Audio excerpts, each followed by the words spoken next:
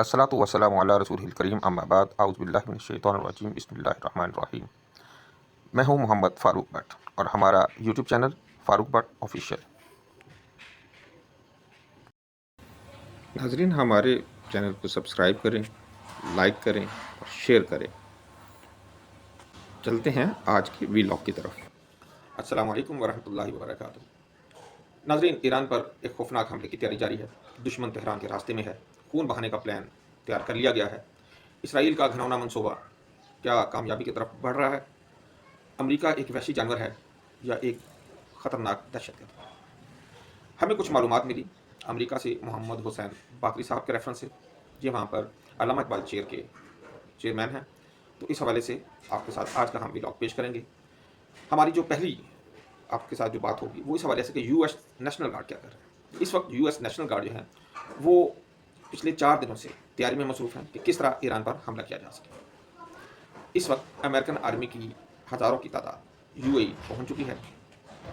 इस हवाले से अपाची हेलीकॉप्टर जो हैं, ब्लैक हॉक हेलीकॉप्टर और इस तरह बहुत से ट्रांसपोर्ट हेलीकॉप्टर्स की आजमाइशी परवाजें और मशकें तेज़ी के साथ जारी हैं।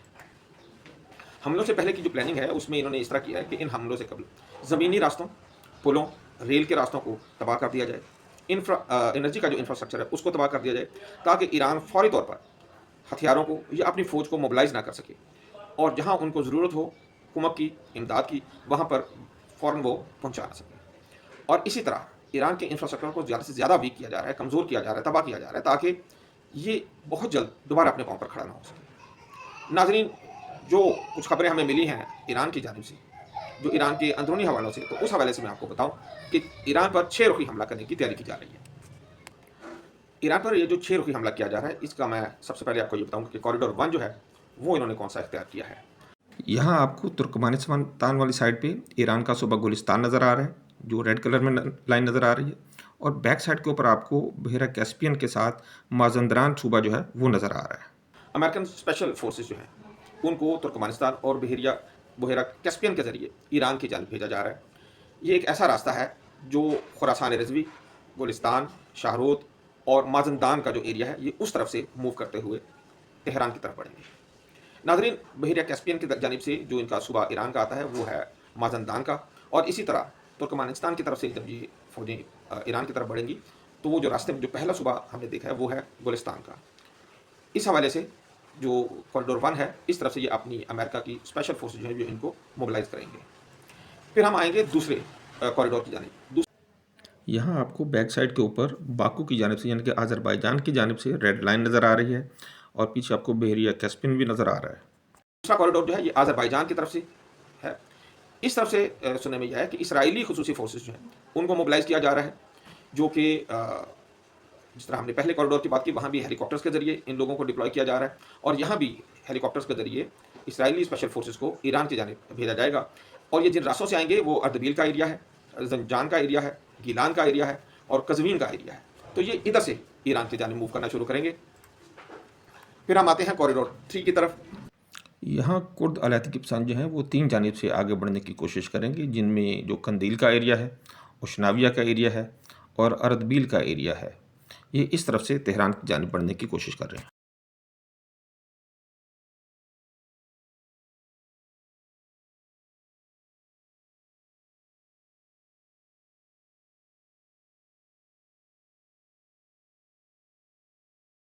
जो मगरबी आज़रबाईजान की तरफ से ये एक इलाका है, मगरबी आज़रबाईजान की तरफ से कुर्द अलायदगी पसंदों को हल्लाशेरी दी गई है और अमेरिका की जो फ़ौज का 160 एयरबोर्न 160 एयरबोर्न रेजिमेंट जो है उसके ज़रिए खुसूसी इमदाद भी पहुँचाई जा रही है।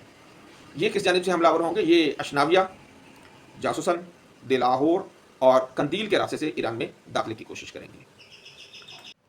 यहाँ आपको ब्राउन रंग की जो लाइनें नज़र आ रही हैं, आप देख रहे होंगे कि यहाँ दहशतगर्द गिरोह जो है वो कुर्दिस्तान सूबा, करमानशाह सूबा और इलाम सूबा की जानिब से तेहरान की जानिब बढ़ने की कोशिश करेंगे। इसी तरह हम इससे आगे चलते हैं कॉरिडोर 4 की तरफ।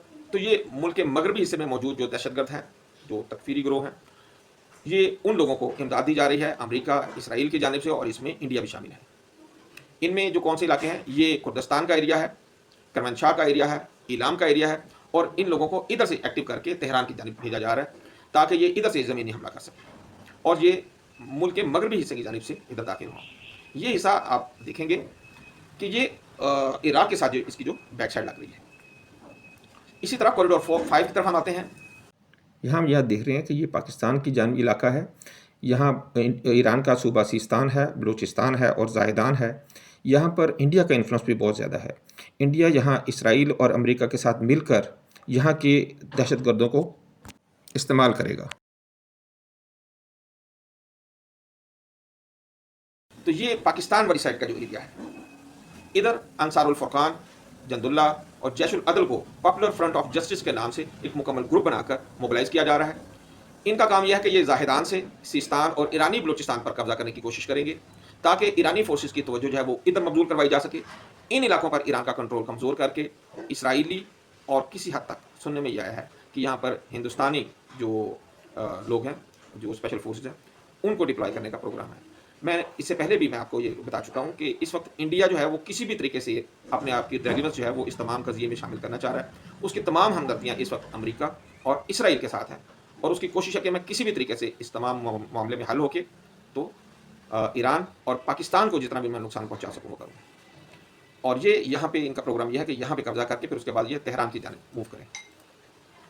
कॉरिडोर 6 जो है ये सिंगल कॉरिडोर नहीं होगा। यहाँ पे अमेरिका जो है वो आबनाए हुर्मुज़ पर अपना कंट्रोल बनाने के लिए खलीज फारिस के ममालिक जिनमें अमारात, बहरीन और कुवैत शामिल हैं, इनकी मदद से अमरीकी मैरीन जो है वो ईरान के मुख्तलिफ जज़ायर जो हैं उन पर कब्जा करने की कोशिश। यहाँ मशहूर ज़ीरा खारिग है, कश्म आइलैंड है और इसी तरह थुम्ब आइलैंड वगैरह भी हैं। कोशिश करेंगे ताकि ईरान की जो आबनाए हुर्मुज़ के ऊपर कब्जा है उसको ख़त्म करवाया जा सके या उसको किसी भी डील में इस्तेमाल किया जा सके।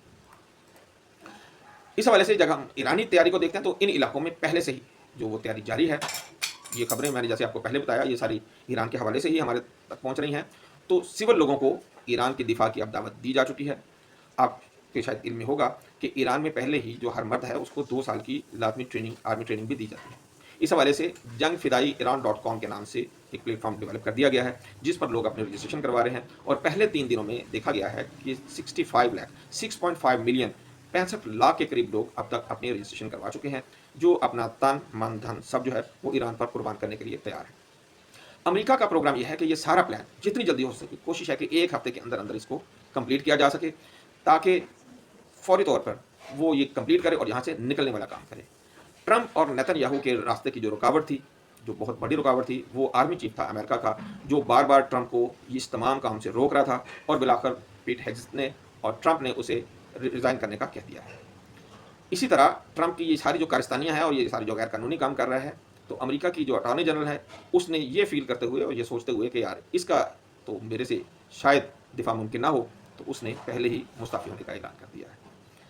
नाज़रीन, पूरी कोशिश है अहले कुफार की कि किसी भी तरीके से वो ईरान को ज़िद कर सके, ईरान पर काबू पा सकें और ईरान के बहाने पूरे खलीज पर और पाकिस्तान के इलाके के ऊपर हुक्मरानी कर सकें।